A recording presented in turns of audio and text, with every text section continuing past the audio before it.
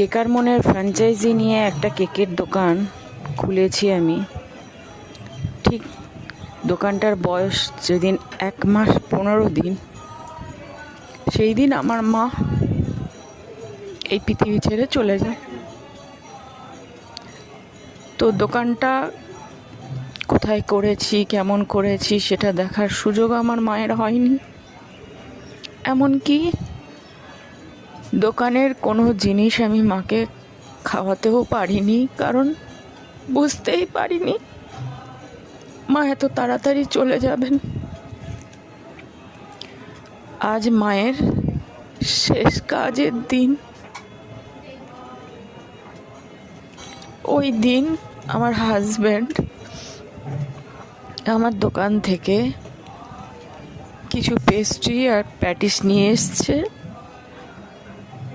সাধ্যের সময় যাতে মাকে আমি অর্পণ করতে পারি।